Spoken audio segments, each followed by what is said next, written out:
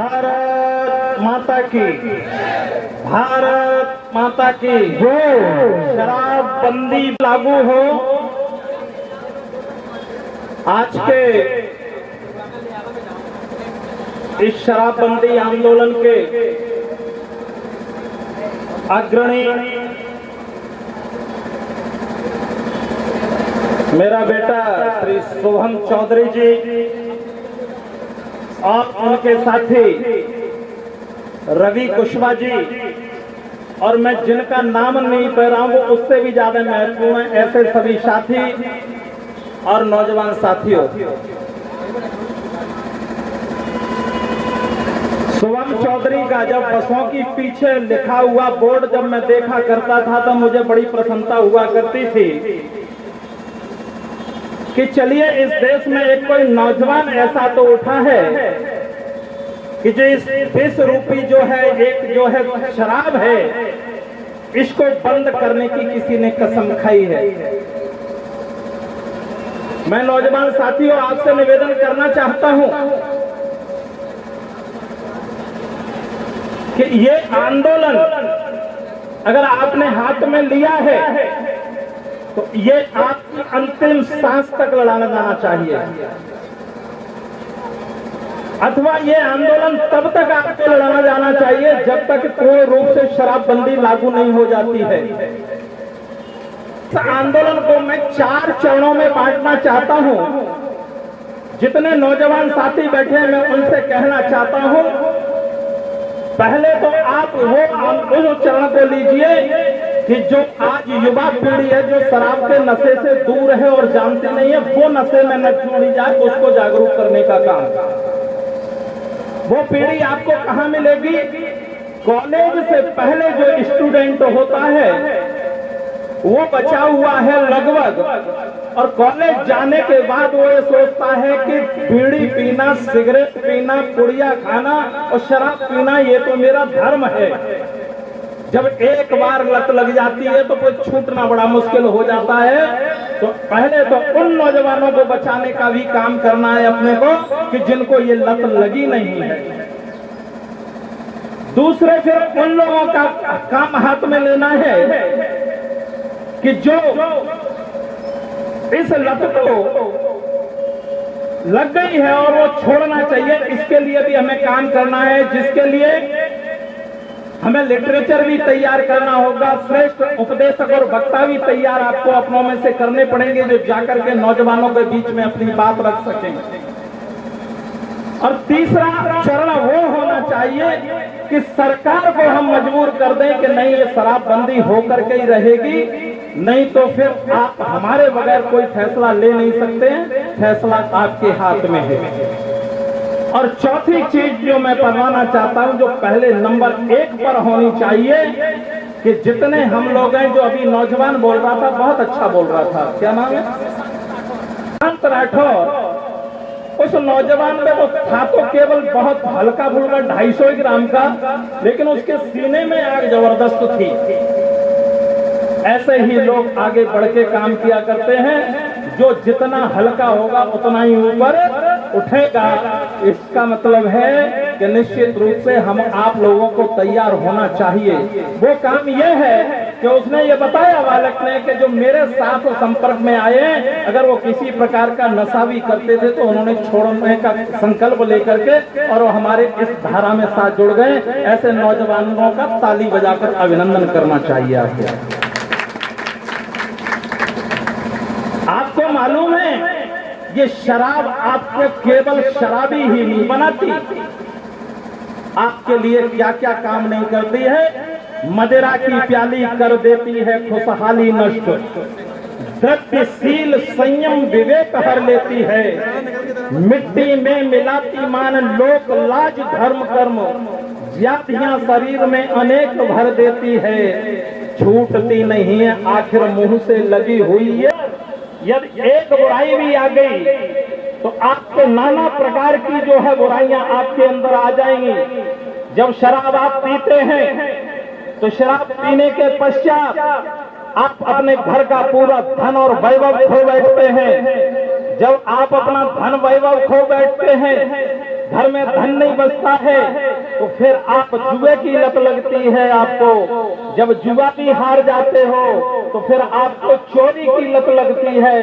आपको नाना प्रकार की ये आदतें व्यसन, एक व्यसन करने की वजह से आपके साथ है। दोस्तों, आप सबने देखा होगा कि आज के समय में आज जो नौजवान पीढ़ी बैठी है इसको देख करके मुझे बहुत प्रसन्नता है। वास्तव में इनके दिल में कोई आग तो है कि निश्चित रूप से ये राष्ट्र शराब मुक्त होना चाहिए। देश की आजादी लड़ी जा रही थी।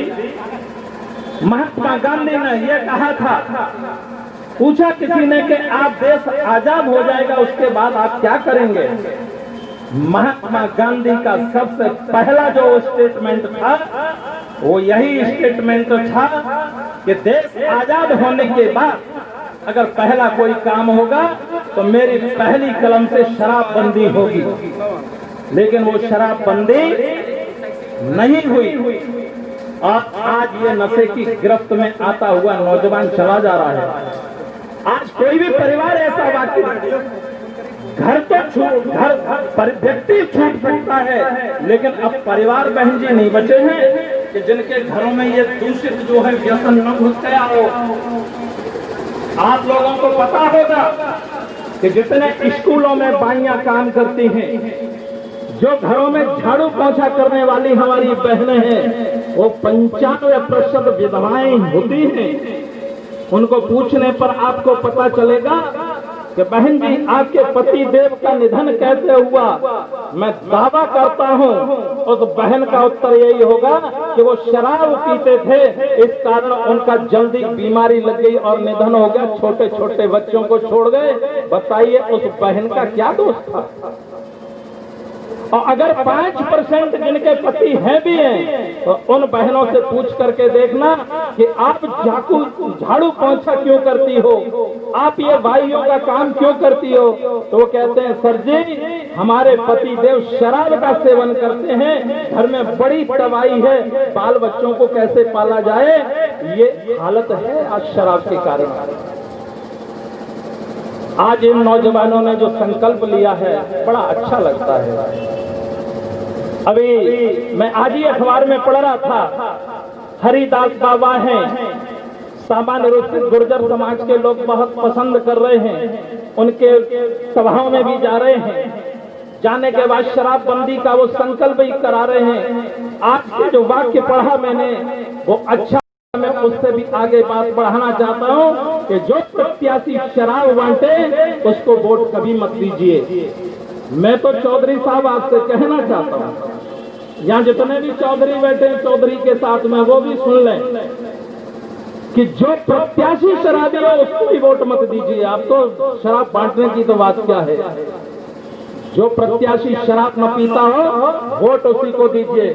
अनपढ़ आदमी से पूछ लो, उसकी बेटी सयानी हो गई हो, उससे पूछो, वो अगर वो बात करता है कि मुझे बेटी के लिए बर की आवश्यकता है, तो हम पूछते हैं बताओ भाई साहब आपको कैसा लड़का चाहिए। उन्होंने वो कहता है सामान्य रूप से अनपढ़ इंसान भी कि नौकरी भले ही छोटी हो लेकिन शराब न पीता हो। कितनी बड़ी बुराई है कि वो अनपढ़ व्यक्ति भी कहता है कि मुझे ऐसे लड़के की तलाश है, मैं ऐसे लड़के को अपनी बेटी का हाथ देना चाहता हूँ जो शराब न पीता हो। बताइए क्यों? कि बात यह है कि वो शराब पीता है, घर में तबाही मचा देगा, मेरी बेटी कितना गहन दुख उठाएगी। तो मैं नौजवान साथियों आपको पूछना चाहता हूँ, जो प्रत्याशी शराब पीता है वो तुम्हारे क्षेत्र का क्या विकास करेगा, तबाही मचा देगा कि न मचा देगा। दादाजी मेरी बात पर हंस रहे हैं, समर्थन कर रहे हैं। क्यों देना चाहिए? जब शराब पीने से बुद्धि नष्ट हो जाती है तो ऐसे व्यक्ति के हाथों में देश की बागडोर क्यों देनी चाहिए? आज आप नौजवानों, आपके ही हाथ में ये चाबी है। उन्नति नहीं हो देश की होती धन के भरे खजाने से, उन्नति नहीं देश की होती वायुयान बनाने से, उन्नति नहीं देश की होती नए नए कारखानों से, उन्नति देश की होती है उन्नतिशील जवानों से। जिस देश का नौजवान किसी बात को अपने हाथ में ले ले और वो काम रह जाए, ये कैसे हो सकता है? इस देश की आजादी केवल गांधी बाबा के कारण नहीं आई।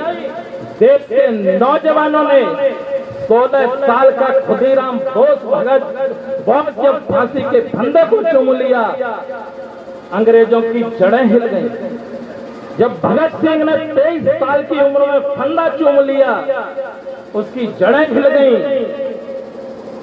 जब राम प्रसाद बिस्मिल ने जो है उसकी चूलें हिला दी, अंग्रेज भागने को मजबूर हुए। मैं नौजवान साथियों आपसे निवेदन करना चाहता हूं, आप नौजवानों को बचाना चाहते हैं, पंडित राम प्रसाद बिस्मिल की जीवनी जरूर पढ़ें आप। अगर जो राम प्रसाद बिस्मिल की जीवनी जो बच्चा पढ़ लेगा, वो जीवन में कभी व्यसन नहीं करेगा। 60 सिगरेटें पीने का जो आदि राम प्रसाद बिस्मिल है, वो अपनी आत्मकथा में लिखते हैं कि बुरी संगत के कारण ये सब चीज हुआ, लेकिन जब स्वामी शर्वानंद जी महाराज के संपर्क में वो आए और उनका जीवन बदल गया। नौजवानों, एक बड़ी कठिनाई और आपके सामने आएगी, क्योंकि आप समझाना तो कुछ चाहते हो, लेकिन वो समझ कुछ और जाते हैं। ये बड़ा संकट है। आज सबके घरों में बड़ा संकट है। किसी का बेटा शराब पीता है, किसी का दामाद शराब पीता है, किसी का पिता शराब पीता है। जब शराब पीने के कारण घर में जो घोर तबाही का आलम देखने को बहुत परिवारों में मिलता होगा, तो ऐसा ही एक परिवार था। उन्होंने कहा, भाई साहब, ये हमारा जो बच्चा है ये शराब बहुत पीता है, हम बड़े परेशान हैं। हमने कहा कि इसको बहुत जगह इलाज करा लिया। वो बोले, तो मैंने कहा चलो इनको डॉक्टर के पास ले चलते हैं। जब डॉक्टर के पास ले गए, उस नौजवान को सामने बिठाया जो शराब पीता था। डॉक्टर साहब ने एक गिलास पानी भर के रखा और एक गिलास में शराब भर के रखी। डॉक्टर साहब ने एक चिमटी से एक कीड़े को उसमें डाल दिया। कीड़ा रेंगते रेंगते पानी से बाहर निकल गया। वही कीड़ा डॉक्टर साहब ने उठा के शराब के गिलास में डाल दिया। वो वहीं बिलबिला के मर गया। डॉक्टर ने उस नौजवान से कहा, बेटे कुछ बात समझ में आई? उन्होंने कहा, डॉक्टर साहब बिल्कुल समझ में आ गई। बताइए आपकी क्या समझ में आई? कि पूरी तरीके से समझ लिया, कि फिर भी मुझे बताइए तो सही कि क्या हुआ। कि मैं ये समझ गया कि जो शराब पीने वाला है उसके शरीर में कीड़े कभी नहीं पड़ सकते। यानी जो उसको समझा जाए वो बात नहीं समझना चाहते। आज के समय में ये हालत हो चुकी है शराब के कारण। दोस्तों, आप लोगों से मैं ये कहना चाहता हूं, इस शुभ संकल्प को अगर कोई ले सकता है तो कोई शुभम नाम का बालक ही ले सकता है। उसने गाया और अपने बल पर इसको लागू करवा सकता है। वो कोई चौधरी हो सकता है। तो ऐसा शुभम चौधरी को बहुत बहुत बधाइयां कि जिसने इस आंदोलन को हाथ में लिया है। लेकिन मैं उससे ज्यादा उन बच्चों को भी तारीफ करना चाहता हूं कि जो ऐसे अपने भाई के साथ कंधे से कंधा मिलाकर के चल रहे हैं। वो आप सब लोग चलिए। ये आंदोलन छोटा नहीं है, ये आंदोलन बहुत बड़ा है। निराश होने की आवश्यकता नहीं है। आपके साथ माताएं बहनें जुड़ने को तैयार हैं। वो बहुत तकलीफ में और पीड़ा में जिंदगी को जीते हैं। आप लोगों को मालूम है, ये शराब पीने वाले लोग हैं। इन्होंने हमारे देवी देवताओं को भी नहीं छोड़ा और इन देवी देवताओं को भी इन्होंने घसीटा। आपको मालूम होना चाहिए हमें शराब क्यों पीना चाहिए। हम सब राम और कृष्ण की संतानें कहलाने का हक रखते हैं। किसी से भी पूछो कि हम राम कृष्ण की संतानें हैं, राम के वंशज कृष्ण के बेटे, ऋषियों की संतान, अपने गौरव को पहचान। तुम्हारे पूर्वजों ने कब शराब पी? जो आप शराब को सेवन कर रहे हो, ये शराब छोड़ना चाहिए। किसी को भी पूछ लो, आप राम की संतान हैं, कृष्ण की संतान है।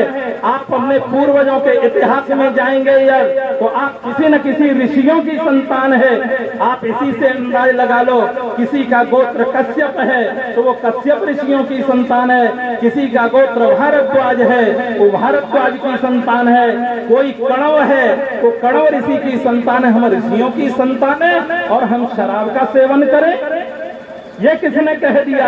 लेकिन इस सवाल जो शराब के पीने वाले और चिलम के चटोरों ने, इन्होंने ईश्वर को भी, भगवान जिनको हम मानते थे उनको भी नहीं छोड़ा। वो कहते हैं विस्की में विष्णु बसे, रम में बसे हैं राम, बियर में ब्रह्मा बसे, देसी में हनुमान। अरे दुष्टो, तुम कम से कम ईश्वर को तो छोड़ ही देते। ईश्वर के नाम पर ये तुमको जहर पिलाया गया। कैसे कैसे कहते? गंग भंग दो बहन है जो रहती शिव के संग, भंग तो जिंदा में करते भंग से और मरने पर तारे गंग। यानी ऐसी ऐसी बातें तुम्हारे सामने परोसी गई और तुम्हारे स्वास्थ्य के साथ खिलवाड़ किया गया। मैं दोस्तों कहना चाहता हूं, आप राम और कृष्ण की संतानें हैं, आप उन ऋषियों की संतानें हैं जो आप पीते, आप जो है जिनके पूर्वज कितने अच्छे थे। यहाँ तक कहा गया, कह दिया गया धर्म के कुछ ठेकेदारों ने कि वो तो वेदों में कहा गया है, शास्त्रों में कहा गया है कि ये तो सोमरस है। अरे सोमरस का अर्थ तो समझो। सोमलता एक बहुत बड़ी जड़ी बूटी होती है, वो यज्ञ की सामग्री में शामिल की जाती है। उसके द्वारा जो यज्ञ होता था और उस अग्नि के द्वारा जो उसके कई गुना धूप बढ़ के आपके क्षेत्र को पवित्र करते थे और उस जो है हवा का पान करते थे, उसको सोमपान रसपान कहते थे, ना कि शराब को। इसलिए मैं आज सब लोगों से, नौजवानों से अपील करना चाहता हूं कि आप थोड़े नहीं हो, लेकिन कुछ लोग निराशावादी भी हो सकते हैं। इनमें से कुछ नौजवान सोच सकता है, इसलिए उनको फॉर्मूला बता रहा हूं। वो कहते हैं अरे क्या बताएं, बहुत थोड़े लोग थे, एक घर में माँ बेटे और एक बेटी रहते थे। एक दिन नौजवान बड़ा जिज्ञासु था, उसने पूछ लिया अपनी माँ से कि अम्मा ये बताओ हम क्या तीन के तीन ही रहेंगे क्या? माँ ने कहा नहीं बेटा, तू कैसी बातें करता है, तू सयाना हो गया है, तेरी शादी हो जाएगी, घर में बहू आ जाएगी, 4 हो जाएंगे। लेकिन नौजवान भी बड़ा विचित्र था, वो कहता है अम्मा जब तक बहू आ जाएगी तब तक बहन की शादी हो जाएगी, हम तो फिर 3 के 3 रह जाएंगे। उन्होंने कहा जब 3 रह जाएंगे तो जब तेरी शादी हो गई है, तेरे कोई बाल बच्चा भी तो होगा, तब तो 4 हो जाएंगे। तब तक वो नौजवान फिर कहता है कि तब तक अम्मा तू मर जाएगी, यानी ये 3 के ही 3 हम रह जाएंगे। कुछ ऐसे निराशा के भाव भी हमारे अंदर पैदा हो सकते हैं, लेकिन आपको निराश होने की जरूरत नहीं है। इस आंदोलन को और ऊंचाइयों पर ले जाइए। मैं यहाँ पर आप सभी लोग नौजवान साथियों, अकेले शुभम चौधरी को नहीं, यहाँ जितने मंच पर बैठे हैं, जितने नीचे बैठे हुए हैं, ऐसे सभी नौजवानों से मैं कहता चाहता हूं कि मैं इस धरने को पूरा समर्थन देता हूं और जब तक मेरी सांस रहेगी तब तक मेरा जहां भी उपयोग करना चाहेंगे मैं आपके साथ खड़ा रहूंगा और आप नौजवानों में जहां भी बोलने के लिए बुलाएंगे मैं आपके साथ रहूंगा। मैं यहीं पर वाणी को विराम। आप सभी को नमस्कार, बहुत बहुत धन्यवाद।